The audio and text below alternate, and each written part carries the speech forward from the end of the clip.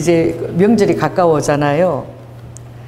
여러분들이 이제 또 여러분의 또 신앙이 얼마나 승리하고 여러분 자신에 대해서 또 여유가 있어야 또 이렇게 친지들을 만나는데 여러분들이 사랑을 이렇게 베풀 수가 있겠습니까? 이 그리스도인들이 된다는 것은 정말 엄청난 내공을 필요로 하는 것 같아요. 왜냐하면 매일 삶에서는 이 문제가 막 일어나거든. 항상 또 막 힘든 일들도 막 일어나거든요. 그런 데서 내 이 희로애락의 감정을 여러분들이 조절한다는 거 아니야. 평소 때 내 희노애락의 감정을 조절하고 오늘도 여기 여러분들 또 찬양하고 섬기러 나오셨지요?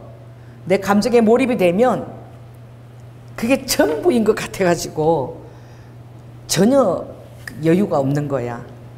그래서 이제 명절을 맞이하면서 여러분들이 많은 것에 부대껴서 그렇게 삶을 이렇게 보내게 될 때 또 원치 않은 일들이 많이 일어나게 될 때에 여러분의 마음에 정말 한결같은 그 여유를 가진다는 것이 굉장한 그게 내공입니다. 어떤 상황에도 제가 지금 여러분을 바라볼 때 어떤 상황에도 예배 자리에 이렇게 꾸준하게 나오는 분들이 계시거든요. 어떤 상황에서도 꼭 예배 자리에 거진 한 20여 년 동안 그렇게 꾸준히 그렇게 나올 수 있는 것이 여러분의 삶에 엄청난 자산인 줄 믿습니다. 왜 그러냐면 많은 상황 속에서 내 자신을 컨트롤 했다는 거야. 아멘? 컨트롤 했기 때문에 여러분들이 대외적인 자리에 설 수 있고 그렇게 할 수 있는 것이죠. 제 주위에 이 정말 컨트롤이 되지 않아서 갑자기 뛰어내려서 자살하는 친구도 있었고 또 자해하는 친구들도 있었고 또 정말 가까이에 바로 옆에 코 옆에 있는 엄마를 못 부르고 그렇죠. 가깝긴 하지만 바로 코 옆에 엄마가 있는데 엄마를 안 부르고 전도사님하고 목사를 부르는 거야. 도와달라고. 참 기이하지요. 지금 내가 죽을 것 같고 너무너무 힘든데 가까이 있는 엄마를 부르지 않아요. 자, 따라해보세요. 가까이 있는 엄마가 별로 도움이 안 된다. 여러분 그런 걸 느끼시겠습니까? 가까이 있는 남편이, 가까이 있는 자녀가 전혀 도움이 안 되고 나의 어떤 공감대에 전혀 공감이 안 되어져서 있으나 마나한 그런 막 마음이 들 때가 있는 거예요. 여러분 그 사람 마음이 얼마나 힘들겠습니까? 할렐루야. 진솔하게 자기 마음을 다 오픈하고 도움을 청할 사람이 곁에 있는 엄마가 아니라니까. 너무 살려달라고 전도사님하고 나를 부르는 거야. 그래서 내가 이렇게 막 달려가면서 이렇게 바라보니까 바로 옆에 엄마가 있는 거야. 엄마가 부엌에서 일하고 계시는 거야. 전화를 그러면 바로 엄마가 뛰어올 수 있고 그럴 수 있는데 엄마를 의지하지 않는 거예요. 엄마를 부르지 않는 거예요. 그래서 제가 그때 걸어가면서 제가 눈물이 났어요. 순식간에 너무 그 영혼이 불쌍해서 눈물이 나더라고요. 옆에 코다만 바로 엎어지면 전하면 엄마가 극한 상황에서 뛰어올 수 있는데 엄마를 못 부르는 거야. 그래서 제가 걸어가면서 그 아이의 삶에 내가 모르는 어떤 과정이 있었을까. 그 순식간에 짧은 5분 정도 안에 내가 막 생각했는데 가서 너무나 제가 마음이 아파서 그 자매를 제가 꼭 안아줬어요. 내가 그 자매를 치유할 어떤 능력도 없지만 공감이 되어지는 거야. 얼마나 외로운지. 그래서 제가 그 자매를 꼭 껴안았어요.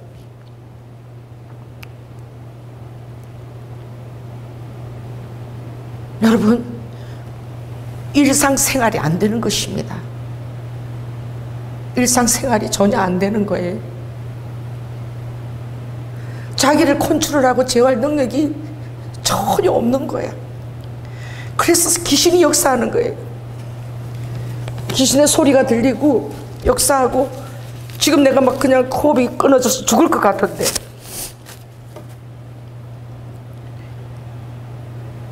그래서 어떻게 보면 은혜지요.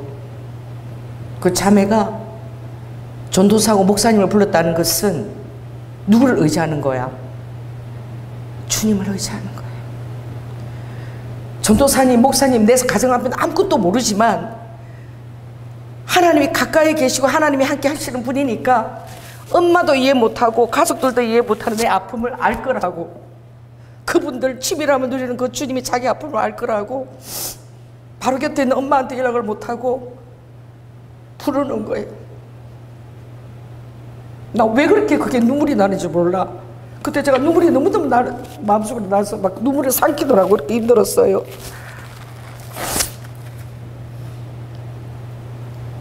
여러분이 정말 힘들 때 나 좀 도와줘. 나 죽을 것 같아. 나 지금 힘들어 죽겠어. 여러분, 그렇게 말할 수 있는 대상이 있다면 여러분 너무나 행복한 것입니다. 여러분이 아무리 그렇게 얘기를 해도 콧방귀 하나 끼잖아요. 전혀 동요되지 않아요. 너무나 자기 일을 잘하고 있어요. 너무 힘들 때 아는 거야. 그 사람은 아는 거야. 아무 도움도 자기한테 되지 않는다는 것을. 정말 힘들 때에는. 그래서 도움을 요청하지 않는 거예요. 여러분은 그렇게 주님께 도움을 요청하고 여러분 자신을 컨트롤할 수 있고, 또 어쩌면은 여러분의 삶에서는 그동안 여러분이 살아오면서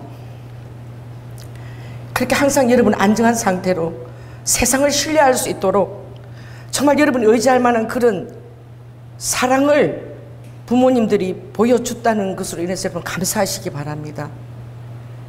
그런 기억들이, 아, 내가 이렇게 힘들 때 그때 부모의 사랑을 내가 그때 받았었지. 그 사랑을 부모가 나에게 보여줬었지. 내가 이렇게 힘들 때 아빠가 내 정말 거기에 요구에 응했지. 그 사랑을 보여줬겠지. 그런 것을 경험을 하면서 여러분 사람들이 세상을 이기고 살아가는 거예요. 오늘 저는 시편 22편이 나는 물같이 쏟아졌다. 주님이 그러시죠. 나는 물같이 쏟아졌으며 내 모든 뼈는 다 어그러졌고 내 마음은 촛밀 같아서 내 속에서 녹았으며. 너무나 주님이 이 고통 속에서 아버지가 십자가를 지시고 죽어가는 이 순간에 너무나 외로우신 거야. 아무도 주님의 마음에 동참하고 주님의 그 고통을 이해하는 사람이 아무도 없어요. 저는 최근에 많이 울었습니다. 왜 저는 사람들의 아픔이 그렇게 느껴지는지 몰라. 여러분들 그런 거 발견을 못하죠? 제가 엄청 울은 적이 있어요. 또 어제는 그냥 혼자서 침대에서 그렇게 눈물이 나는 거예요. 그 왜 눈물이 나느냐? 어떤 분의 카톡을 본 거야. 카톡에 자기가 올리고 싶은 거, 소중한 거 사진 올리잖아요. 할렐루야. 여러분 카톡에 여러분 어떤 사진을 올립니까? 자기가 제일 사랑하고 소중히 여기는 그런 거 사진 올리죠. 근데 내가 우연히 보게 된 거야. 가끔 그분이 그랬어요. 내가 좀 우울증을 앓는다고, 저를 좀 이해해 주세요. 내가 어떤 때는 이렇게 업되고 있지만 어떤 때는 우울증이 다 쌓여가지고 너무 힘들게 우울증을 앓고 있다고. 제가 그 이해를 못했어. 그리고 그냥 그걸 가볍게 비상적으로 들었어요. 또 그분이 스펄전 목사님에 대한 얘기를 하더라고요. 스펄전 목사님이 그렇게 세계적으로 유명한 목사님인데 그분이 평생 우울증을 앓으면서 그렇게 목회를 하면서 끝까지 우울증을 해결 못하고 너무나 우울증 속에서 목회를 이어갔다고. 그런데 그분이 우울증을 앓을 만큼 그 사람들에 대한 그 이해도가 높았다, 그 얘기를 하는데 그때도 제가 가볍게 들었어요. 우연히 카톡을 이렇게 보다가 카톡 사진을 보게 된 거야. 여러분 카톡 사진 여러분 어떤 걸 올립니까? 내가 그거 너무 난감했어요. 그걸 다시 내가 잘못 본 게 아닌가 그러고 다시 봤어요. 우리 이 금요 집회 설교는 정말 주중에 있는 거 너무나 생생한 설교를 제가 합니다. 모르겠어요. 여러분도 그런 극심한 외로움 가운데 있은 때가 있는지. 어떤 분 카톡 봤는데 전도사님하고 나하고 전도사님 봤어요? 그 카톡 확인했어요? 그 카톡을 내가 보는 순간 그분의 그 외로움과 그 절망감이 내 가슴에 확 부어져가지고 너무너무 내가 많이 회개도 하고 많이 울었어요. 우리가 그냥 평범해 보이고 괜찮아 보이는 사람들이 얼마나 힘든 것과 외로움들을 이기고 고통 속에서 이기고 외롭게 그렇게 생활한다는 걸 내가 알게 된 거예요. 자, 따라해보세요. 주님은 우리의 고통과 우리의 외로움을 다 알고 계신다. 아멘. 우리 일본어 공부하시는 분이었습니다. 근데 저는 그렇게 하나님께 제가 쓰임받는 제가 너무 좋아요. 나는 모르고 한 행동인데 그분한테는 그게 너무너무 놀라운 하나님의 사랑으로 느껴졌던 거예요. 그 순간이. 근데 그분이 하는 전화를 들었어요. 제가 바로 앞에 앉아 있었던 거예요. 전화 소리가 들렸어요. 혹시나 오시는 분들 식사를 도시락을 몇 개를 준비를 해야 될까요? 라고 얘기하는 걸 들었어. 근데 그분이 너무나 나중에 힘이 없는 목소리로 아무도 올 사람이 없으니까 저는 도시락을 준비할 필요가 없습니다. 그런데 도시락을 전화한다고 전화까지 오는 게 굉장히 중요한 그게 모임인 것 같대. 그래서 제가 물었어요. 뭔데요? 무슨 뭐가 있어요? 이러니까 제가 저기 45년 하고 은퇴식을 하는데. 그랬어요? 아무도 안 와요? 내가 그렇게 물은 거야. 그분이 너무 귀여운 모습으로 올 사람이 아무도 없어요 그러시는 거야. 그래서 제가 무슨 소리냐고, 하나님을 위해서 45년 동안 그렇게 힘들고 어려운 길을 갔는데 은퇴식에 가족도 있고 있잖아요. 그냥 아무도 올 사람이 없다는 거예요. 그래서 제가 빨리 제가 가겠습니다. 어디예요? 어디를 가면 돼요? 그래가지고 우리 전도사님하고 내 아는 목사님하고 우리가 가주자고. 세상에 주님을 위해서 45년을 그렇게 애썼는데 그렇게 외롭고 쓸쓸한 은퇴식을 보내게 해드릴 수가 없다. 그래가지고 꽃다발을 준비하고, 그래서 우리가 이제 일찍 이제 우리가 가주자고 이렇게 다 마음이 다 합했어요. 그리고 간 거예요. 갔는데 정말 모든 은퇴식 하는 사람들 가족들이 다 오고 꽃다발이 다 온 거야. 근데 이렇게 가보니까 아무도 온 사람이 없는 거야. 그러니까 그 은퇴식 하는 분이 너무 마음이 안 됐으니까 자기 꽃다발을 갖다 주고 막 이러더라고. 그래서 우리가 또 가서 온 사람이 있다고 그리고 사진을 찍어주고, 그리고 가서는 오늘 정말 귀한 은퇴식을 했으니까 제가 저기 팔각정에 가서 아주 내가 맛있는 걸 대접을 하겠다고.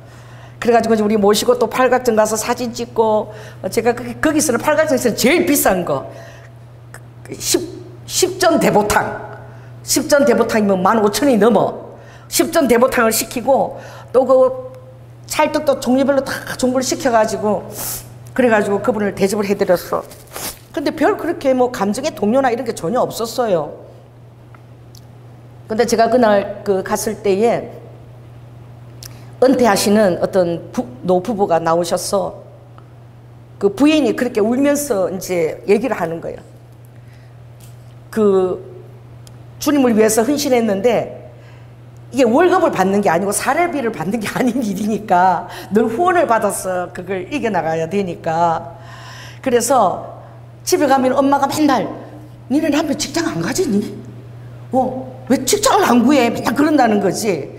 그래가지고 이제 그냥 얘기를 하지 않고 웃기만 웃었대요. 그랬더니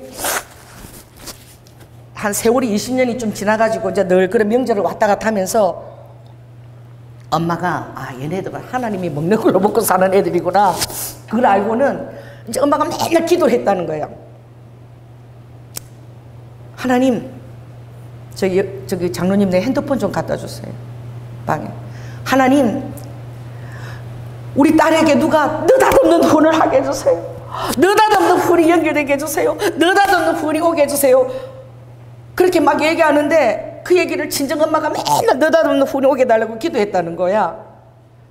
근데 제가 그분이 그 얘기를 하는데 막 제가 갑자기 막 눈물이 나는 거야. 나도 왜 눈물이 나는지 모르겠어. 막 성령 역사에서 가면 속절없이 막 눈물이 나는 거예요. 그래가지고 5분 그 앉아있는 그분이 그 얘기를 하는 그 앉아있는 사이에 제가 시를 썼어요. 너무 제가 주님의 길을 가는 사람들이 어떻게 주님을 길을 가는가, 그 친정엄마가 평생을 얼마나 딸이 생계가 안 될까봐 너다는 후원을 기도했을까. 저도 주님이 너다는 후원을 많이 해주셨으니까. 근데 얼마나 그 친정엄마가 그 딸하고 사이가 사는 게 막막해 보였을까. 그러니까 막 제가 눈물이 나더라고. 그래가지고 2025년 3월 11일 너다는 후원 제가 시를 썼습니다. 정년퇴직을 마치며 예수님을 닮은 분, 구부정한 허리, 희끗한 반백의 머리, 평생 주님과 함께 걸어온 길, 은퇴 선교사님의 플롯, 넬라 판타지아, 서툴고 둔탁한 리듬, 최선을 다해 부시는 모습, 숨이 차올라 중간중간 끊어지는 호흡, 헐떡이며 오직 주님만 바라본 여정, 그게 다 느껴지는 거예요. 그냥 어떻게 할지 몰라 길을 잃기도 세상의 분께 최선의 순종, 반백의 삶 동행해 주셨기에 눈물을 글썽이던 사모님, 평생 느닷없는 후원 주십사 딸리 위해 기도했던 장모님, 포기하지 않고 달려오신 한 땀 한 땀, 보혈의 발자국, 의지할 지팡이처럼 주님 선한 목자로 저들을 인도하소서. 근데 이 시를 제가 쓰면서 이게 한 5분 만에 순식간에 제가 썼는데 그렇게 눈물이 나더라고요. 얼마나 그 외롭게 그 길을 걸어왔을까. 왜 눈물이 났냐면 가족들이 아무도 오지 않았어. 가족들도 아무도 인정을 하고 있지 않다는 거. 주님을 위해서 그 길을 걸어갔지만 가족들조차도 인정을 받지 못하고 주님을 헌신한 그 길을 가족들이 때로는 멸시도 하면서 그렇게 외롭게 걸어왔다는 게 느껴지면서 때로는 사람들 인정도 받고 그렇지만 여러분, 가장 여러분을 그래도 지치지 않게 오게 하는 것이 누구의 공감대입니까? 사랑하는 가족들이 공감해 주는 것이지요. 장로님 은퇴식 할 때 정말 열심히 수고했다고 우리 전부 다 가서 아이들까지 다 가고 막 프랭크 그 카드 막 사진 찍어서 막 우리 미가 사진 붙여서 저 사진 이렇게 붙여서 만들고 평생을 정성으로 사랑으로 이렇게 키워주신 아빠 너무나 애썼어요. 수고하셨어요. 막 프랭카드 붙이고 막 꽃다발 들어오고 막. 그런데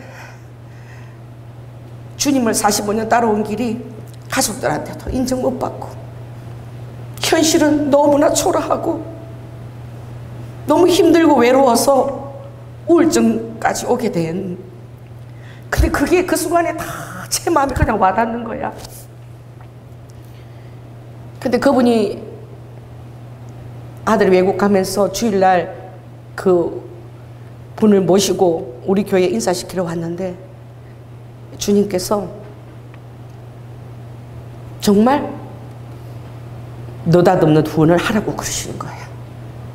그분이 오셨는데 그냥 성령께서 아무 일을 하지 않아도 그냥 그분을 이 교회에서 모시거라. 그리고 너닷없는 후원을 하거라. 그래서 정말 그분에게 아무것도 바라는 거 없이 그때만 해도 왜 그렇게 마음이 100% 제가 그게 100% 공감이 되어서 순종한 것이 아니에요. 교회도 힘든데.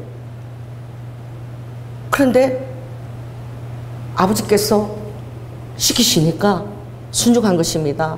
할렐루야. 제가 순종하는 그 순간이 자식이 공감 못 해주고 남편이 공감 못 해주고 아내가 공감 못 해주는데 누가 공감해 주고 있는 순간인 거예요? 하나님이. 이 교회에서 왜 나를 캐스 맞춘 거야? 저는 왜요? 주님이 그렇게 하라고 그러니까 뭐 그냥 기계적으로 저는 순종하는 것이죠. 늘 순종해 왔던 것처럼. 그런데 항상 힘들어 하셨어요. 목사님, 제가 우울증이 있어요. 그런데 저는 전혀 공감을 못했어요. 그렇게 똑똑하시고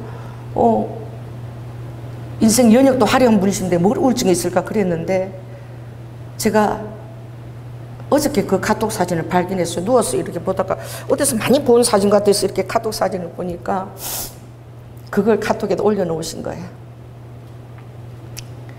은퇴하는 그날 갑자기 찾아갔던 김건희 목사님과 저와 전도사님, 힘이 하나도 없는 목사이로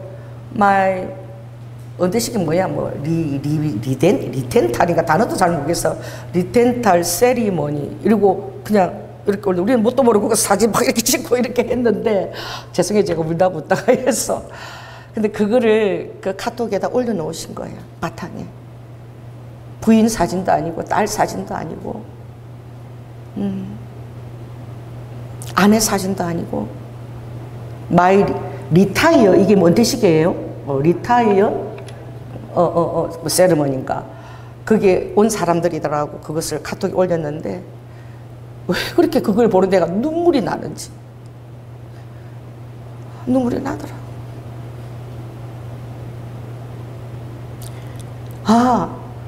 나는 못 모르고 우리는 그때 순종하고 마음에 감동받아서 갔는데, 그것이 그분에게는 주님의 위로였구나. 할렐루야. 주님의 위로라고 그분이 받아들인 거야. 아무도 알아주지 않은 이 은퇴식을 주님이 알아서 이렇게 나를 챙겨주시는구나 라고 받으신 거예요. 보통 그렇게 해도 그걸 사진으로까지 그렇게 카톡을 올리진 않거든요. 근데 올린 것을 바라보면서 주님이 감사했어요. 할렐루야. 여러분이 외롭고 힘들고 정말 고통스러울 때 그런 주님의 손길의 위로가 가닿았으면 좋겠습니다. 할렐루야. 이번에 수요일날 설교를 하는데 전도사님이 그러시더라고. 그 설교를 듣고 제가 너무 우울해졌어요. 어떤 설교냐면, 대언을 했어요. 주님께서 대언을 하라고 하시는데, 자기의 너무나 그런 상처, 트라우마, 치유받지 못하는 것에 갇혀서 힘들어하는 것을 치유를 받아야 된다라고 그 설교를 했어요. 근데 그 설교를 듣는데 제가 그게 바로 나한테 하는 대언이구나 하고 깨달아진 거예요. 그래서 제 영에 정말 그 대언을 해줬기 때문에 제 영의 한꺼풀이 이렇게 풀려나갔어. 그것 때문에 한 주간 내내 힘들었어요. 내가 이때까지 해왔던 그런 대언 사역과 주님께 순종했던 그런 사역들이 혹시 사단이 나를 써먹은 건 아닐까? 사단이 나를 이용했지는 않을까? 내가 영분별을 못해서 속지 않았을까? 내가 속았지 않나? 막 이런 생각 때문에 너무너무 괴로운 거야. 그리고 내가 이 사역을 계속 해나갈 수 있을까에 대해서도 괴로운 거야. 왜냐하면 저는 너무나 철저하게 유기당한 경험이 3번 있었어요. 머릿속에 잊혀지지가 않고 항상 사단이 그 기억을 가지고 저를 괴롭혀요. 어떤 기억이냐? 그 5살 때 큰 고방에, 연탄만 있는 고방에 불도 안 들어오는데 하룻밤 갇힌 거죠. 5살짜리가. 쥐들이 오고 가는데 막 고방에 이렇게 멍석을 깔았는데 거기 5살짜리를 바깥에서 작물소를 채우고 가뒀는데 고방이 엄청 컸어요. 연탄이 막 이렇게 쌓여 있었는데 그게 쥐들이 가는데 살려달라고 그렇게 울었었는데 밤을 꼬박 새게 하더라고. 그리고 그 다음날 문을 열고 가족들이 들어오는데 나보고 너 같은 것은 살 필요가 없다라고, 죽으라고, 이 물을 묻고 죽으라는데, 또 그 어릴 때 왜 그런 영화들은 조양재 오빠랑 많이 보러 다녔는지, 극장에 그냥 공짜로 이렇게. 우리 동생 예쁘지요? 그때는 손잡고 들어가면 공짜야. 그래갖고 극장 화장실에 만나자 이러면 우리 동생 예쁘지요? 손 좀 갖고 들어가 주세요. 난 들어가. 그럼 오빠는 또 누구 손잡고 들어오는 거야. 그럼 우리 화장실에 만나고 확 이래갖고 공짜로 영화를 맨날 보러 다니는 거야. 여러분 그때 나이가 5살밖에 안 됐을 때예요. 우리 오빠는 7살이고. 그래갖고 영화 극장을 다니면서 안 본 영화가 없어. 우리 오빠가 그렇게 깨를 잘 썼어. 그래 그때는 옛날에는요 영화라는 게 맨날 뭐 말을 타고 오면 아멘거 사 이러면 사약 갖고 오는 거야. 사약. 그때는 다 한국 영화인데 사약 갖고 오면은 뭐 한복을 입고 이렇게 앉아서 이거 먹고 죽으라 그러면 그거 먹고 어떻게 토하고 시끄면 토하고 죽는 거예요. 영화가 다 그런 거였어. 음영이다 이러고 사약을 받으라 이러면 너무 웃기죠. 마지막 장면에 항상 죄인이 있잖아요. 그게 꿇어 앉아서 사약을 먹고 그리고 피를 토하고 쓰러져 죽는 이런 거 너무너무 많이 봤어. 마지막 장면을.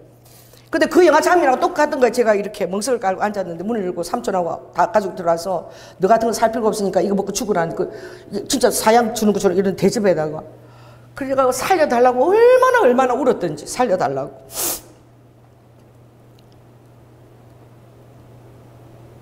잘못은 제가 했어요.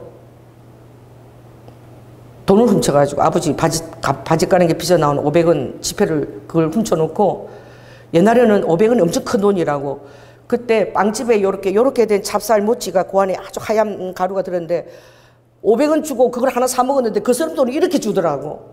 나 그렇게 큰 돈인 줄 몰랐어. 그 다락에다가 이렇게 바구니에다 숨겨놓고 매일 가서 사 먹어도 돈이 남는 거야. 몇 달 내내 사 먹은 것 같아. 그걸 얼마나 맛있는지. 근데 그걸 우리 아버지가 알고는 버릇 고쳐야 된다고 그러셨나. 그래가지고 죽겠다고 살려달라고 했는데 그 물을 마셨는데 설탕물인 거야.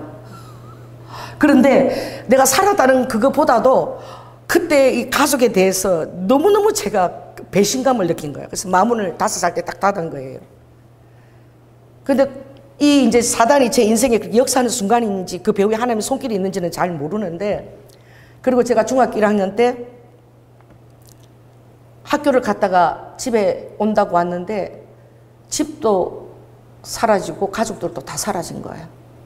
가방 쫄래쫄래 메고 집에 왔는데 대문 앞에 왔는데 우리 식구가 안 살고 다른 사람이 살고 있고 우리 식구들 어디로 갔는지 다 사라졌는데 어디로 갔는지도 모르고 나 혼자 그렇게 집 앞에 있는 거예요.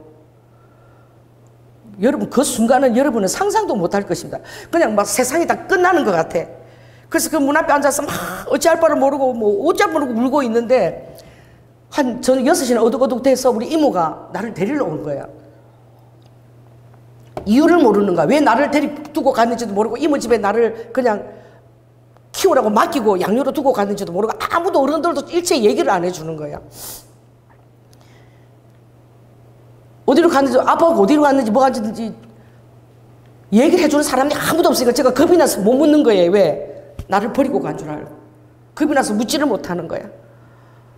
그 중학교 1학년 제가 너무 힘들었던 게 그 우리 남편하고 내가 한번 거기랑 가보자 그래서 그 길이 됐죠. 너무 먼 길인 거야. 밥을 8시에 주는데 그 8시에 왜냐 고등학교 영어 선생님인데 나는 지각을 해도 밥을 먹고 갔다 이러니까 6시에 일어나서 그 우물이 있는데 우물을 길어가지고 그 마루를 다 닦고 청소하고 애 셋을 다 돌보고 또 저녁 8시면 애 셋을 다 내 방에다 다 보내요. 다 보내고 안방 문은 잠궈버려. 대체 뭘 하는지.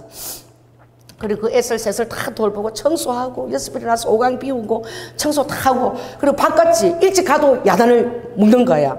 지각을 해도 8시 밥 먹고 가야 된다 그러니까 그걸 먹고 지각을 안 하려고 막 그 성호동에서 학교까지 막 그것도 빠른 길로 기찻길을 죽어라 하고 학교까지 뛰어가면 나는 죽으라고 뛰어갔는데 매일 그런 생활을 매일 보내는 거야.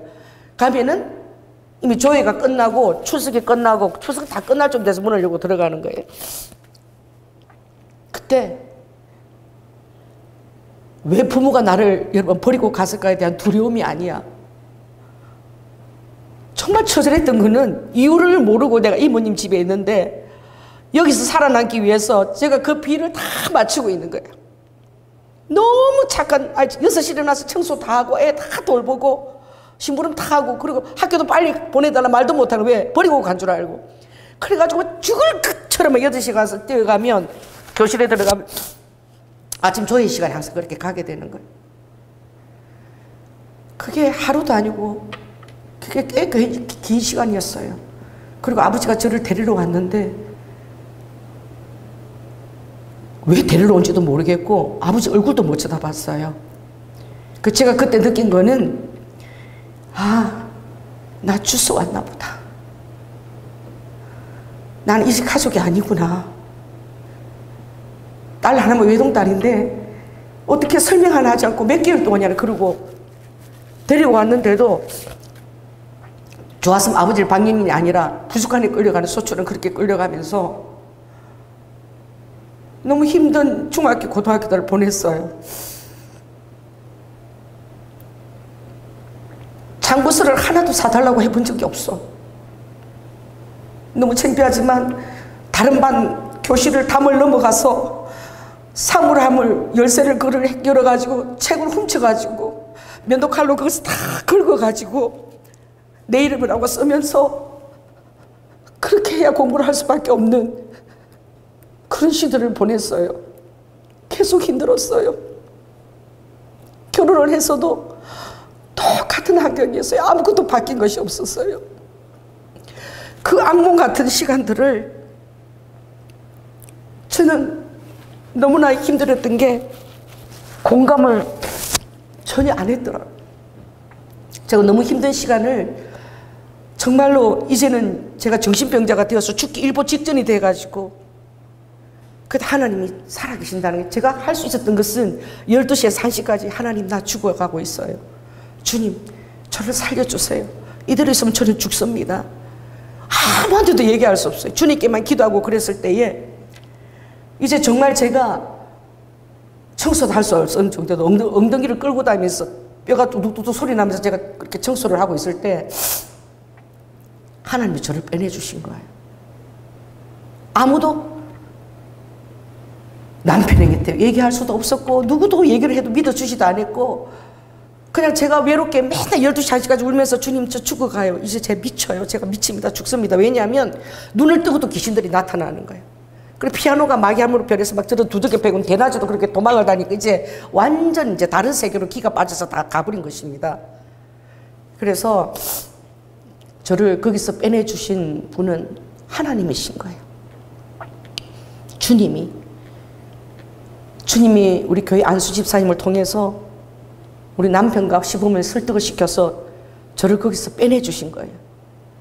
조금만 늦었으면 그냥 식물인간처럼 우리 전도사님은 똑같은 거야. 진짜 식물인간처럼 대소변을 다 받아낼 수밖에 없는 상태까지 온 거예요.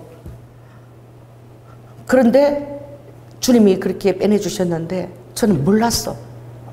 그동안 내가 주님의 은혜로 잘 지내왔다라고 생각하고 하나님이 나를 주의 종으로 쓰기 위해서 아픈 사람들의 그런 마음들을 공감하고 읽게 하기 위해서 나를 그런 어려운 가운데 주셨고 이 모든 것을 하나님이 쓰시는구나 그렇게 생각했어. 근데 전도사님이 정말 내가 몰랐던 그 마지막 치유를 이번 수요일 날 했어요. 그게 뭐냐면 깨닫게 된 거야. 뭐냐면 제가 주님이 나를 버리면 아무도 내가 갈 데가 없는 거야. 남편을 신뢰 못하는 거예요. 왜냐하면 나는 너무너무 고통스러운 세월을 한 7년을 살아냈는데 우리 남편은 그게 한 달 정도로밖에 기억을 못하고 그게 한 달 정도밖에 기간이 아니었나 이렇게 생각하고 내가 너무 놀래버린 거예요. 1년에 365일인데 그것을 내가 7년 동안이나 나는 지옥 같은 삶을 얘기 못 그렇게 고통을 했는데 전혀 모르는 거야. 아무도 공감 못하는 거야. 내 그 고통스러운 거, 그 두려움에. 그래서 제가 아무도 믿을 수 없다. 아무도 못 믿겠는 거야. 주님밖에 못 믿겠는 거야. 주님밖에. 그래서 제가 항상 어디 가면 길을 잊어버리는 거야. 왜 그런 줄 아십니까? 어디 뭐 일본이고 어디 가면 막 길을 너무너무 제가 겁을 내요. 그러면은 꼭 그 길을 잊어버린 상황이 오는 거예요. 제 두려움이 있으니까. 그 사람들이 나를 떼놓고 가버릴까 봐 너무 무서워하는데 꼭 그런 상황이 오는 거야. 그러니까 뭐 지하철이나 바깥에 막 길을 못 찾아서 막 허둥대는 거야. 왜냐하면 자꾸 그 버려지고 유기된 그 아픔이 너무 컸기 때문에 일행들이 나를 버리고 가면 어떡하지 하는 그 두려움이 내가 있는 거예요. 그래서 그게 어떻게 나타나는가 하면 이제 삶 속에서 제가 많이 나타났어요. 이제는 알겠어요. 그게 어떻게 내 삶에서 여러분도 그런 게 많이 있다면 여러분 치유되기를 원합니다. 어떤 사람이 나를 어떻게 이 교회를 하면서 어떤 성도가 지금 나하고 관계 안 좋아서 나를 떠나려고 그런다. 떠날 것 같다. 그러면 엄청 제가 독하게 대하는 거야. 그래서 내가 먼저 어떻게 해요? 그 성도에게 상처를 줘서 그 성도가 나갈 수밖에 없게끔 만드는 거야. 왜? 그 성도한테 버림받는 게 너무 두려워가지고, 너무 무서워가지고, 너무 그게 고통스러워가지고. 그 사람은 성도고 나는 목사인데도 그 성도가 떠날 기미가 보이면 내가 너무 힘들게 해서 정리를 해버려야 돼. 내 눈에 안 보여야 돼. 그래서 내가 사는 거야. 안 그러면 그 나갈 때까지 제가 막 두려워서 미치는 거예요. 왜? 그때 그 경험 때문에. 이게 치유가 안 된 거예요. 또 힘든 것은 이 동역자도 어떤 사람이 나를 막 떠나고 힘들 것 같아 그러면 내가 먼저 표독스럽게 그 사람한테 먼저 합의해버리는 거야. 그 사람이 나를 떠나버릴 수 있도록. 왜? 그 사람이 나를 버리느니 내가 먼저 그렇게 하겠다. 버림 당하지 않겠다. 이게 내 안에 있는 거야. 난 몰랐어요. 그렇게 하는 행동을 내가 하면서도 그렇게 내가 하고 있는 것을 전혀 모르는 거야. 내 안에서 유기당한 그 상태, 그 고통 가운데 안 있으려고 발부둥 치는 것을 내가 알게 된 거예요. 이번에 알게 된 거예요. 그 더 두려운 것은 무엇이냐? 정말 이것은 여러분에게 고백하면서 앞으로 저희 사역을 놓고 많이 기도해야 줄 것인데 뭐냐면 주님이 나를 버리시면 나는 갈 데가 없는 거예요. 아무도 못 믿는 거예요. 난 아버지도 못 믿고 평생을 살았는데 부모도 엄마도 못 믿고 그러니 사단 환경에서 남편도 내가 믿을 수 없는 환경이 되는 거예요. 항상 결혼 생활하면서 한 10년을 저 남편이 나를 언제 죽일까? 시아버지가 나를 언제 죽일까? 그런데 역사하는 거야. 보면은 맨날 추리소설을 읽어. 뭐 마누라 죽이는 이런 추리소설 있죠. 그런 걸 빌려와서 읽는 거예요. 이렇게 무슨 책 읽어보면 그런 책이야. 그럼 나를 죽이겠구나. 언제 나를 죽이지? 너무 웃기지 않아요? 맨날 죽음의 공포에서 어떤 말도 한마디 못하고 맨날 죽음의 공포. 난 이해해요. 전도사님 그 공포를 이해해. 다 나를 죽일 것 같은 공포에, 맨날 공포에 떨면서 사는 거예요. 근데 이제는 목회를 하면서 정말 제가 힘든 게 주님이 나를 버리면 갈 데가 없는 거야. 그러니까 이해가 안 되는 것을 시키고 주님이 어떤 것을 시켜도 제가 도망갈 데가 없는 거야. 이거 주님을 내가 사랑해서 한 게 아니더라고. 사랑해서 한 게 아니라 주님이 나를 버리면 나는 갈 데가 없는 사람이야. 그러니까 아무리 힘든 것을 시켜도 내가 막 죽을 듯이 현심적이 걸려도 내가 그걸 순종을 하고 있는 거야. 나는 주님 눈밖에 남을 갈 데가 없는 거야. 그래서 정말 이해할 수 없는 것을 내가 너무너무 많이 순종을 했어요. 왜? 갈 데가 없어가지고. 주님이 나를 버리시면 나는 어디를 가야 되지? 너무 무서워가지고. 그런데 내가 그렇게 많이 했던 그 순종들 중에 나는 주님을 사랑했다라고 나는 순종을 한 것 같은데 실은 나를 버릴까봐 너무 무서워가지고 유기될까봐 너무 무서워서 아버지가 시키면 막 즉시 순종 제가 한 번도 노라는 소리를 못 해보고 즉시 순종하더라고. 너무 내가 이 목회를 하면서 심동안 캡스진 걸리고 뭐 이성적으로 이건 안 하고 미룰 게 아니라 시키면 막 그대로 그냥 아버지 시키면 그대로 그냥 바로 순종하더라고. 근데 그때마다 캡신 걸리고 너무너무 힘들었는데 내가 이제 어떤 거 혹시나 사단이 내 이 약점을 알고 성령님처럼 위장해서 나를 그렇게 써먹지 않았을까? 내가 주님이 버리시면 어디라도 갈 데가 없다는 걸 알고 사랑해서 내가 순종하는 것이 아니라 버리면 어떻게 하지? 그 두려움 때문에 내가 순종을 하고 있기 때문에 사단이 그걸 알고 하나님 음성을 위장해서 내가 사역을 하면서 혹시 성도들에게 마음의 상처를 주거나 주님이 원치 않는 사단의 음성을 듣고 내가 그렇게 한 적은 없었을까? 여기에 대해서 일주일 동안 내가 너무 아팠던 거야. 그것 때문에 너무 마음이 힘들어가지고 오늘 내가 설교를 못하겠더라고. 너무 괴로웠어. 너무 힘들더라고. 하나님, 내가 이거를 지금 20년 목회 이제서야 내가 깨달았는데, 내가 주님을 두려워해서 순종을 한 것이지 아버지를 사랑해서 내가 순종한 것은 아니다. 근데 두려워하는 그 순종 중에 사단이 개입해서 내가 양떼들을 괴롭혔구나. 원치 않는 걸 사단으로 쓰임받았으면 아버지, 그럼 저는 목회를 지금 어떻게 해야 되는 거예요? 지금 목회를 지금 내가 해야 되는 거예요? 말아야 되는 거예요? 정말 너무너무 괴로운 거예요. 죽을 듯이 괴로운 거예요, 제가. 그래서 오늘 내가 도저히 강대상에 내가 설 수가 없더라고. 왜? 뭔가 치유받았다는 그런 확신이 없는 거야. 너무나 내 아픈 부분을 내가 알게 된 거야.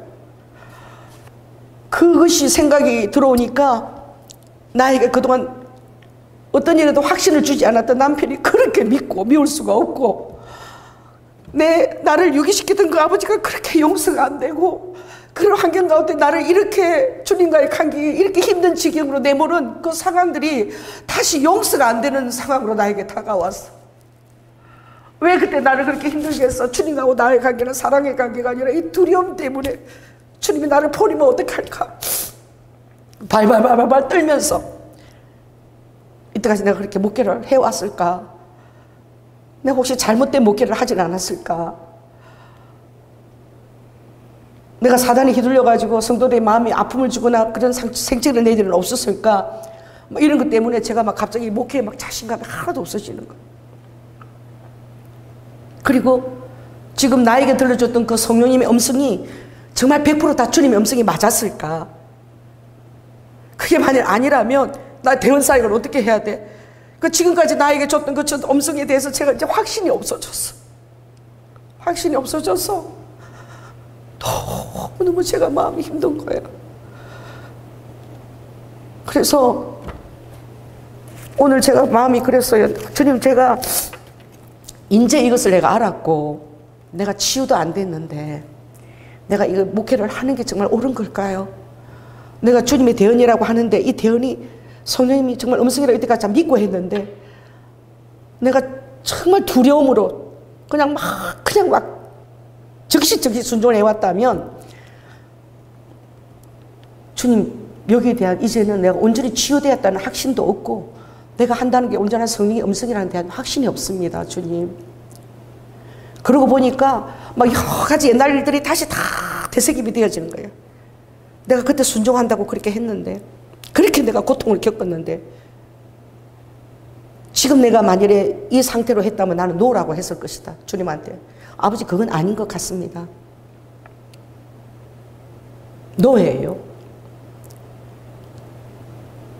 그래서 나는 지금 오늘 모세가 얼마나 건강한 신앙을 가졌는지 이제 알았던 거야.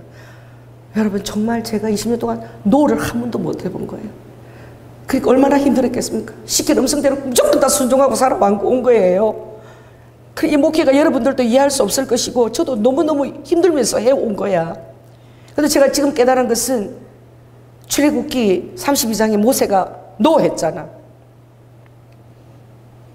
그 백성들이 황금 송아지를 만들고 막 대적했을 때에 너무너무 하나님이 화나셨잖아요.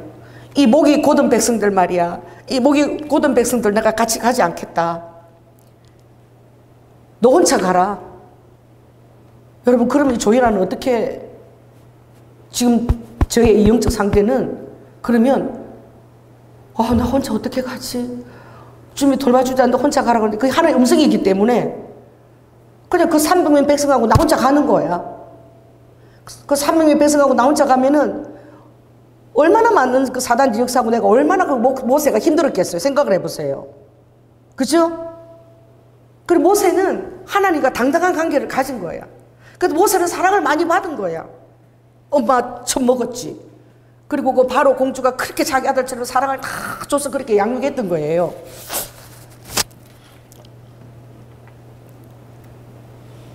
그러니 모세는 하나님, 무슨 소리입니까? 아버지가 안 가는데 내가 왜 가야 됩니까? 아니, 이 백성들 300만 명, 아버지 백성 아니냐고, 이 내 새끼냐고, 내가 낳냐고. 아버지가 안 가는데 내가 얘들 끌고 왜 가야 돼요?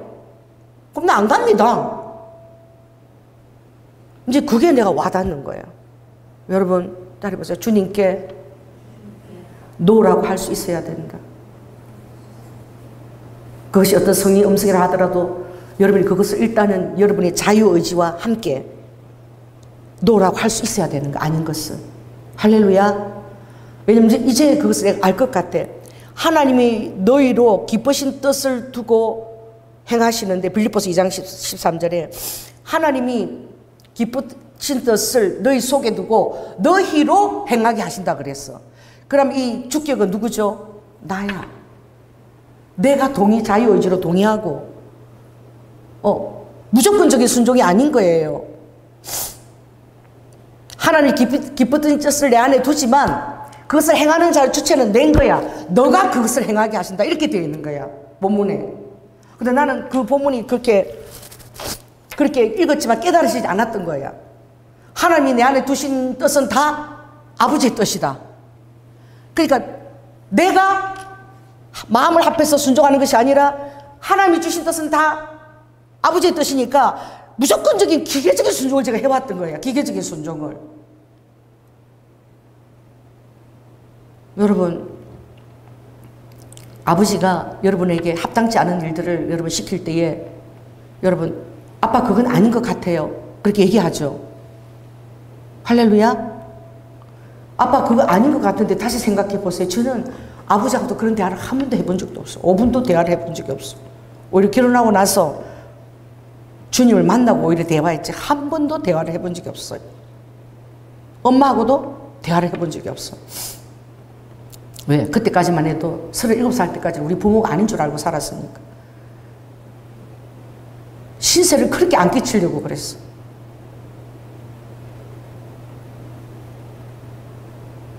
그래서 제가 지금 깨달은 건 무엇이냐?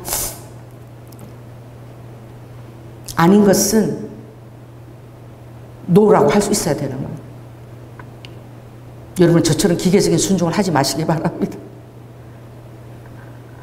그런데 어떻게 보면 성령님이 그래서 쓰신 부분도 많이 있는 것 같아. 왜냐하면 그 느닷없는 후원을 얘기하면서 제가 기계적으로 순종했기 때문에, 이유도 모르고 순종했기 때문에 아버지 뜻이 이루어졌거든요. 그분에게 주님의 위로가 가닿았거든요.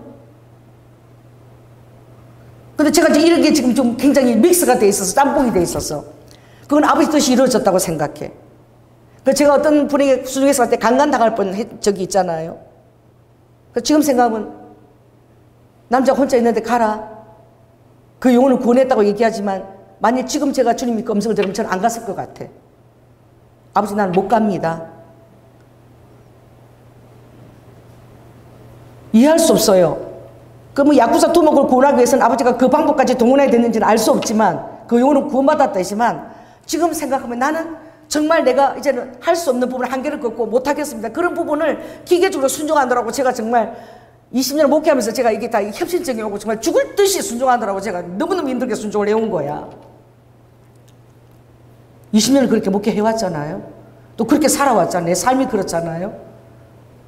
근데 지금 전도사님이 그걸 찝어준 거야. 노를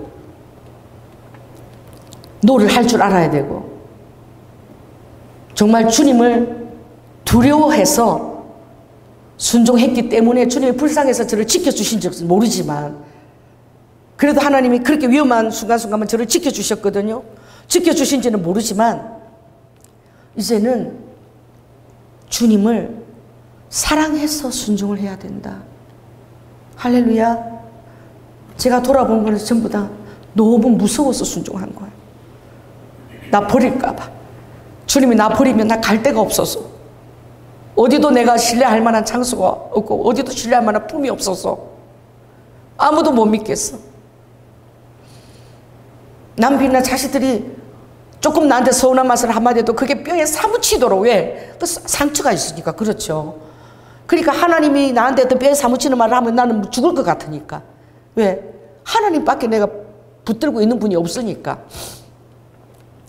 그런데 그게 어쩌면은 사단의 통로가 될 수도 있었다는 생각을 지금 제가 너무나 겸손하게 제 자격에 적용을 해보는 거예요.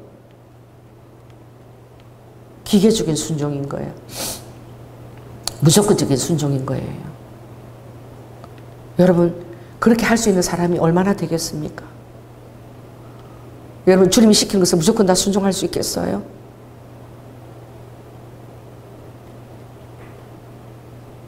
여러분, 오늘 이렇게 집회 있는데 여기 이렇게 많은 사람이 한 80명이 모였는데 여기 국민학교 2학년 자리가 여기 앉아 있는데 예수님 오셔서 그 아이에게 입술에 안수하고 1초 같은 찰나 같은 음성으로 오늘 집회는 네가 하지 말고 그 아이를 대언하고 예언기도 시키라. 여러분, 순종할 수 있겠습니까? 욕을 해라. 욕을 해야 산다. 샹샹샹. 욕이요. 얼마나 무자비한 10대들이 하는 욕이 제 입에서 나온지 몰라. 그래 그 애가 산다고. 그 시킨 대로 다 한 거야. 욕 다 하고 다 한 거예요. 근데 결과는 내가 다 결과는 그 아이가 살았어요. 그렇게 순종했던 애가 살았는데 왕따에서도 병원에서 살 수 없으면 다 해방되고 이랬는데 전부 다 바탕은 두려워서 한 거야. 제 영적 실력은 주님이 저를 버릴까 봐 너무 두려워서 다 해온 거예요. 사랑했어. 주님을 너무나 사랑해서 그렇게 한 줄 알았어요. 여지껏. 남들이 할 수 없는 것, 나는 주님 음성 따라 시켰으면 다 순종을 하기 때문에 나는 특별한 종일 거야. 누가 나처럼 이렇게 순종해낼 수 있겠어? 그래서 하나님이 나를 사랑하시는 거야. 이러니까 더 힘든 거, 더 힘든 거, 더 힘든 거, 더 힘든 거, 더 힘든 거 순종하는 거죠.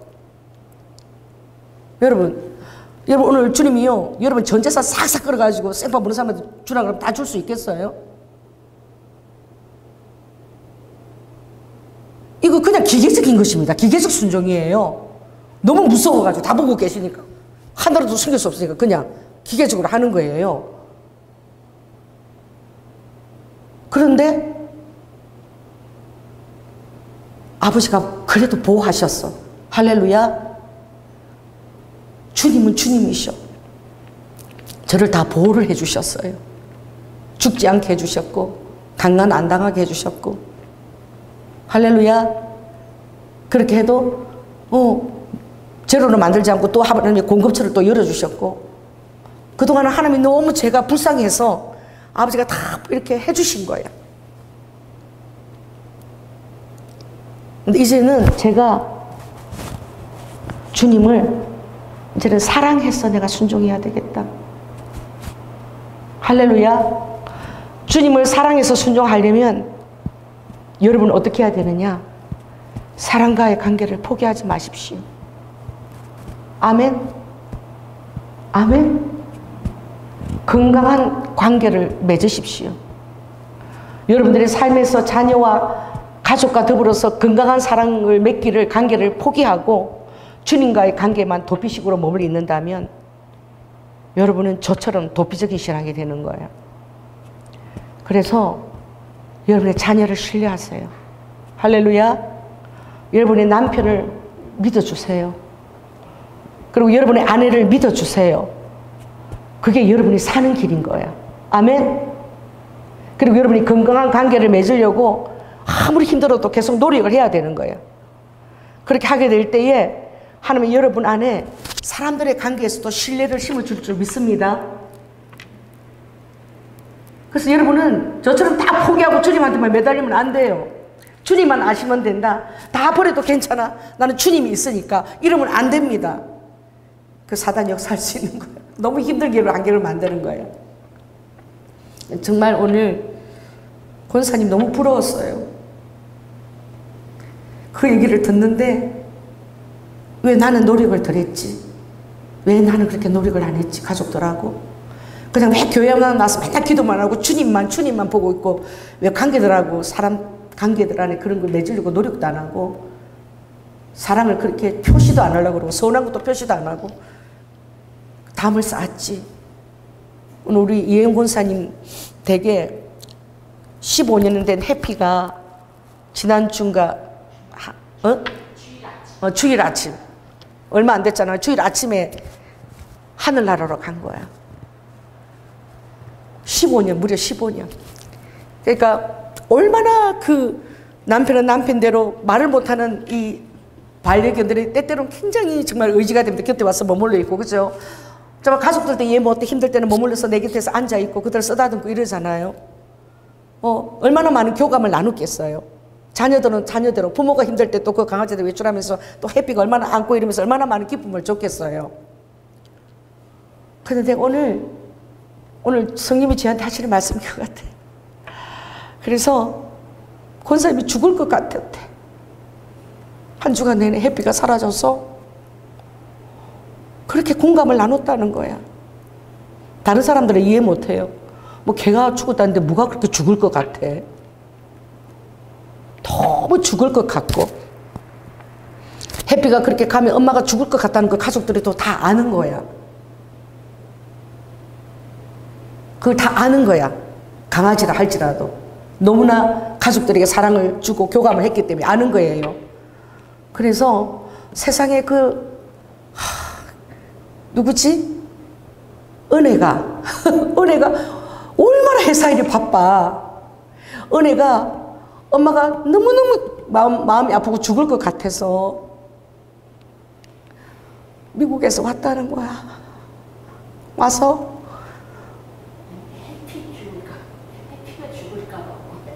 그래 왔죠. 있어준 거야. 그 아플 동안에, 해피가 죽을 동안에 엄마가 너무너무 고통스러우니까 같이, 얼마나 엄마가 힘들게 해서 같이 와서 그 시간을 함께 해준 거야. 그리고 돌아가고 이제 해피가 이제 하늘나라 간 거예요. 누가 뭐래도 권사님은 너무 잘 살아오신 거야. 할렐루야. 너무 부러웠어요.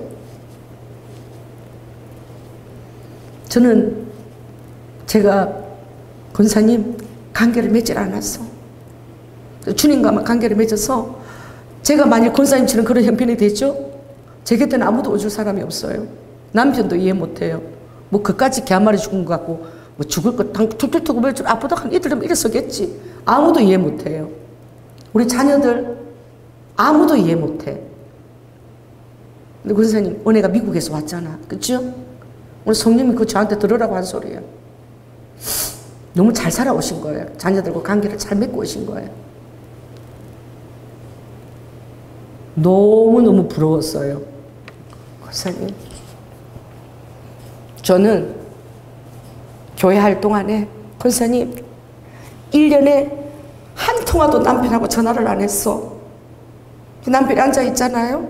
자녀들하고 1년에 한 통화도 안 했어요. 한 번도 전화조차 안 했어. 정말 관계를 안 맺었고 내 스스로 동굴 속에 들어가서 도피한 거야. 주님 안에서 나는 도피한 거야.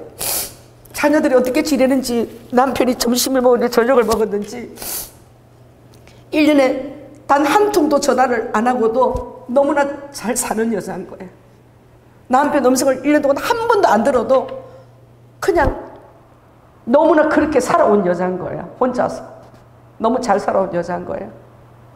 근데 나는 그것을 너무나 잘 살아왔다고 생각했는데, 내가 이렇게 병적인 목회를 하고 있다는 사실을 내가 이번 수요일에 깨달은 거야. 관계를 하나도 안 맺었던 거예요. 저는 집에 있으면 아무도 나한테 전화 한 통 하는 사람이 없어. 어떤 친구도 없어요. 아무도. 뭐 영화를 같이 보자, 어떻게 지내니? 아무도 전화하지 않아요. 너무너무 편하고 좋았어요. 아무도 나를 찾지 않는 게, 누가 만나자 그러면 너무너무 싫어. 그게 그냥 싫은 거야, 만나는 게. 아무도 없이 동굴 속에 나 혼자 집에 있으면 한 달이라도 그냥 나가기도 싫고 집에서 가만히 있어. 그게 내 그냥 기질의 습관에 묻어버린 거예요. 그리고 필요한 줄도 모르는 거야. 너무 잘 지내. 여러분, 아무하고도 교통하지 않고 관계 맺지 않으면서 여러분 잘 지내는 거 병적인 것입니다. 그래서 저는 주님 안에서 연결된 사람밖에 없는 거야. 교회와 성도와 그것밖에 없는 거야. 다른 관계 아무것도 없는 거예요. 친구 한 사람도 없는 거예요. 가족들 아무 연결고리 안 갖고 있어요. 그냥 공존이야. 그래서 정말 저같이 살지 말기를 여러분에게 권합니다. 그래도 아무리 힘들어도 관계를 맺으려고 하시고, 서운한 곳이 있으면 서운했다라고 얘기하시고, 포기하고 동굴 속으로 숨지 말고, 그게 나를 죽이는 길인 거예요. 그래서 이제는 관계를 맺는 걸 주님이 원하시는구나. 할렐루야. 내가 이때까지 주님 앞에 도피적인 신앙생활을 했구나. 그리고 결국은 두려움이었구나. 사랑이 아니라 두려움에서 내가 목회를 해왔구나. 여러분 고백합니다. 그래 여러분 얼마나 힘들었겠어요. 이런 목사를 밑에서 신앙생활을 하니까. 그래서 여러분 오늘 저처럼 여러분도 도전을 받읍시다. 자, 따라해보세요. 내 속마음 깊은 것도 서운하면 서운하다고 얘기하고. 할렐루야.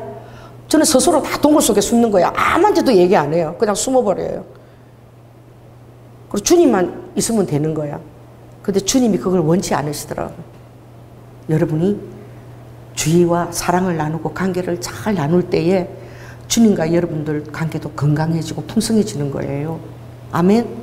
그래 관계에 있어서 여러분도 마음을 열고 노력을 하시고. 그래서 장점은 그거겠죠. 그런 분이 보이는 거지.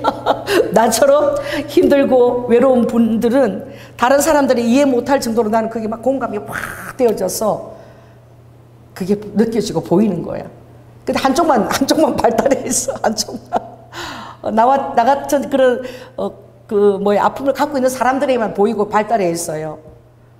그러나 그 관계 가지고서는 안 되는 것입니다. 여러분 건강한 관계를 해야 되는 것입니다. 그래서 오늘 우리 권사님을 통해서 제가 배운 거예요. 성령님이 네가 만약 그런 처지에 있으면은 누가 오겠니? 내 마음속에 이미 해답이 정해져서 아무도 올 사람이 없어. 그래서 우리 자녀들이 그런 얘기들을 그냥 엄마니까 그냥 도리상으로만, 그 이상은 없어. 1년에 한 번도 전화를 받아보지 못했던 사춘기와 그 모독수를 보냈던 자녀들이 그냥 도리만 하지 뭐 그 이상은 없다. 그래서 지금이라도 늦지 않을까 그런 것을 제가 생각하고 있어요. 그 도리만 하는 그 자녀들이 뭐가 행복하겠어요. 마음에서 우러나지 않는 게. 그 자녀들도 뭐가 행복하고 엄마인 저도 뭐가 행복하겠습니까? 그래서 이것을 제가 이번에 깨달았어요. 그래서 주님하고만 관계가 좋다고 이게 문제가 해결되는 게 아니구나. 결국은 주님하고 병리적인 신앙생활가 되는구나. 내가 건강하지 않구나. 이걸 이번 주에 제가 깨달은 것입니다. 도피 신앙을 했던 거예요. 주님을 사랑해서 순종한 게 아니라 버리면 어떨까 두려워서 순종한 거예요. 제 상처를 하나도 제가 뛰어넘지 못한 거야. 오늘 이런 설교를 하는 것은 또 저와 같은 분이 있을 줄로 믿습니다. 그래서 하나님은 여러분들이 여러분의 사랑하는 가족들과 관계를 건강하게 맺고, 또 가족들이 전화를 1년 안 하면 보고 싶고 듣고 싶어 해야지. 그게 정상이잖아. 보고 싶지도 않고 궁금하지도 않고 이게 비정상이잖아요. 남편이 뭘 먹었는지 뭔가 궁금해야죠. 하나도 궁금하지 않아. 이게 1년 동안에 궁금하지 않아. 이게 비정상이잖아. 그렇죠? 나는 잘 살아왔는데 아버지가 이번 수요일 그걸 건드려 주셨어. 이제 나이가 이렇게 70이 다 돼가, 그진 다 돼갖고 건드려 주셨지만, 그래도 지금이라도 늦지 않다고 생각하고, 할렐루야. 제가 더 제 속마음도 표현하고, 사랑도 표현하고, 건강한 관계를 맺어야 되겠다. 그래서 오늘 롤모델이 우리 권사님이 되셨어. 권사님처럼 자녀들하고도 그렇게 교감하고, 미국에서도 이렇게 달려올 수 있는, 나도 노력하면 주님이 도와주시지 않을까, 그런 마음을 가졌습니다. 부족합니다. 말씀을 마치겠습니다. 성령 하나님, 정말 자라면서 가정폭력이나 부모와의 관계가 좋지 않아서 교회 다니면서 주님을 만났지만, 정말 주님을 자기는 사랑한다라고 주님밖에 없다라고 고백하지만, 아버지 그것이 병적인 것이고 주님 앞에 도피하는 것이고 너무 주님께 매달려 있어가지고 건강한 관계도 맺지 못하고 아버지 노도 해보지 못하고 아버지가 버리면 어떡하나 아버지 기계적으로 예스 죽을 듯이 그래서 순종하면서 자기도 신앙생활이 힘든 자유의지를 통해서 아버지가 기쁨을 받으신다는 그 사실도 모르고 때로는 아버지 그것 때문에 사단이 이용할 수도 있는 것이지요. 하나님 이것을 늦었지만 우리 전도사님 대언을 통해서 깨닫게 해주심을 감사를 드립니다. 아버지 여전히 제 안에는 그 상처들이 너무나 두껍게 겹겹이 그렇게 자리하고 있습니다. 이제 나이가 많이 먹고 좋은 시간들이 많이 주어지지만 여전히 그 아픔 속에 사단이 또아리를 틀고 있는 것을 제가 바라봐요.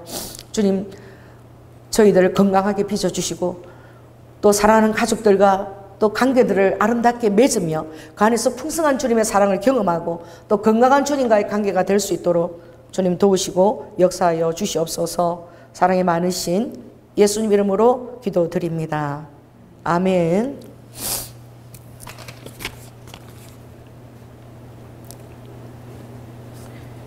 네, 감사합니다. 정말 제 옆에 오시는 분들은 말을 못해 제 눈치만 봐요. 말을 안 하니까 뭐 때문에 화가 난지도 모르니까 가족들이 눈치만 이렇게 부러질 때까지 저도 기도하면서 주님 안에서 뭔가 이제 해결되면 그때 부러지니까 뭐 얘기를 안 하니까 일체 모르는 거예요. 제 눈치만 가족들이 보거든요. 참 이제는 좀 더 소통할 줄 알고 할렐루야. 뭐 원하는 것이 있으면 얘기도 할 수 있고 삐지지 않고 삐져서 더 동굴 속으로 더 들어가지 않고 역시 그래 이러고 포기하지 않고 그런 용기 있는 자가 될 수 있도록 도와주시기 바랍니다. 할렐루야. 사랑의 주님, 아버지 하나님 정말 부끄러운 고백을 했습니다. 아버지 하나님 영적으로 제가 굉장히 연약하고 또 문제가 있다는 사실도 깨닫게 해준 것을 감사를 드리고 우리 전도사님이 수요일날 그렇게 대언을 해줘서 너무나 감사합니다. 아버지 하나님 많이 늦었지요. 이제 70이 다 됐지만 우리 자녀들이 전부 다 너무나 엄마한테 말 한마디 못하고 얼마나 외롭게 그동안 성장해 왔는지 저 동안도 얼마나 외롭게 살아왔는지 우리 가족들이 다 그런 것입니다. 하나님 도와주시고 아버지 하나님 늦었지만 좋은 관계들을 맺으려고 노력하고 아버지 하나님 또 올해도 아까 용기를 가지고 저도 나아갈 수 있도록 우리 저와 비슷한 환경에 있는 성도들도 그렇게 나아갈 수 있도록 주님 도우시고 인도하여 주시옵소서. 사랑이 많으신 예수님 이름으로 기도드립니다. 아멘.